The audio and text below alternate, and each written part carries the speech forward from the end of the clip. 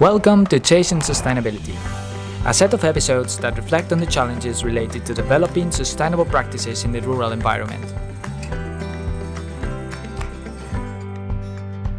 If you're one of those people interested in learning about international development in remote areas and global sustainability, join me in this adventure, where you will come across some truly fascinating projects and learn about local traditions while you discover some natural hidden gems on the way.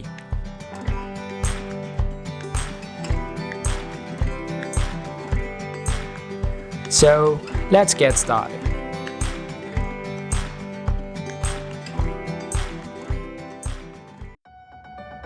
Money, humanity, and Earth. Three pillars that influence sustainable development. During the last couple of decades, humanity has started to realize its bounded availability of resources. With a growing population of 7.9 billion people living on this planet, added to massive consumption societies and the dependency on high carbon economies, we are now walking on quicksand. In the scientific community, this is called the sustainability trilemma, and it is related to the equilibrium between the three pillars, since changes in one of the pillars affects to the other two. But wait a second, I've already mentioned several times the word sustainability. But what does sustainability actually mean? Well, according to the infinite source of ever-reliable wisdom, Wikipedia, sustainability is a societal goal that broadly aims for humans to safely coexist on planet Earth over a long time. Despite there being many other definitions, in all of them it becomes clear to me the involvement of the global society and the intention of developing fair long-term economic activities which ensure the protection of the environment at the same time. These ideas are the cornerstone of the so-called conferences of the parties, where world leaders, decision makers and scientists are sitting at the table to discuss about these topics and to steer the right global direction towards sustainable development. Therefore, we are talking here about a global transition, and the question that arises is, are we ready for it? Alright, before answering to this broad question, let me briefly introduce myself. My name is Mario, and after graduating with my bachelor's at my hometown university in Spain, and during my first year of my master's at Eindhoven University of Technology in the Netherlands, I was surrounded by so much information about climate change, energy transition, fossil fuel dependency, and so on. I had this bitter feeling that I was constantly under my desk, analyzing numbers and reflecting upon these issues. And don't get me wrong, it was so interesting and I even think it is necessary. But I knew I could take further action, and I wanted to see the world with my own eyes and not just reading it through papers or the news. So I decided to climb myself up to the next level and merge my academic background in engineering and social sciences with my emergent passion, filmmaking. And yeah, I think this is how all this idea of the documentary came about. So after this short introduction about myself, now it's time to reveal the answers of what I've labeled as the three major questions, which are: what is this documentary about, where it will be placed, and how is it going to be structured? And let's start with the first one. What is this documentary about? Once having introduced the broad concept of sustainability, it must be said that in 2015, all United Nations member states set a 2030 agenda for sustainable development. This agenda was comprised by 17 SDGs, or Sustainable Development Goals, known worldwide and deemed to be globally desirable. For answering the question, this documentary will be mainly focused on the seventh one, which is the affordable and clean energy one. And this is because it's one of the SDGs that I think influences more directly the global warming crisis. However, it will also touch upon others, since energy is key for making progress on other SDGs like food security, provision of basic health facilities, or having water access.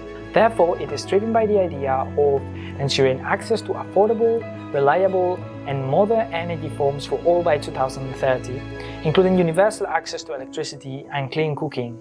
Also, a greater share of renewable energy mix and doubling of the rate of the energy efficiency. That's quite an ambitious plan, isn't it? So, the follow-up question is, How can we reach it? As become clear to me, the role of renewable energy is going to be key to reaching such global transition that I just introduced, especially in places where connectivity to the main grid is difficult, for example, rural areas or rural communities. Therefore, due to its importance in how to achieve such global transition, merged with the challenges that arise when you are trying to do a sustainability or renewable energy project in rural communities, this set of episodes aims to provide a holistic picture of what are those challenges and how can we develop better practices to effectively achieve the 7th SDG, the 7th Sustainable Development Goal. 2. Where will it be located? For answering this question, let's play a quick game. I'm gonna give you 3 clues to guess which country it is, right? First, it is a country comprised by more than 17,000 islands, so you can imagine that electrification through centralized methodologies is not an easy task here. Second, with 54,716 kilometers, it's the 2nd country in the world with the longest coastline. And finally, and most important, it has a Guinness World Record for the largest packet of instant noodles. So, as you can guess by now, I'm a huge fan of noodles. Have you already guessed it? That's right, the documentary is placed in Indonesia, and zooming in even farther, it's located in the island of Sumba, where there is a regional project called Sumba Iconic Island that aims to provide access to reliable and 100% of renewable energy for all by 2025, so it's right there. Therefore, because of its geography and its interesting historical heritage, Indonesia emerges as a good study case to show how these challenges are really materialized. The differences between rural and urban areas, the natural resources initially used for trading, and the historical heritage are just a few of the fascinating assets that make it interesting to be analyzed. Therefore, I aim to get to know the real Indonesian culture, diving into the lives of the rural communities where, unfortunately, conditions are less favorable.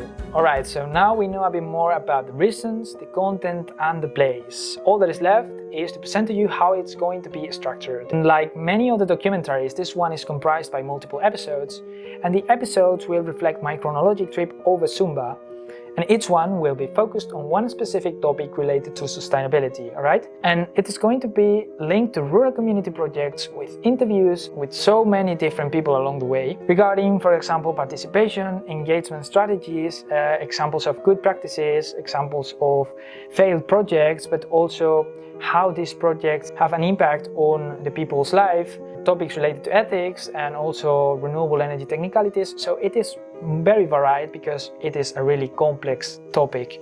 Then, as you can imagine, along this journey I found some truly captivating stories about many different local cultures, and here's just an appetizer of what you're about to see.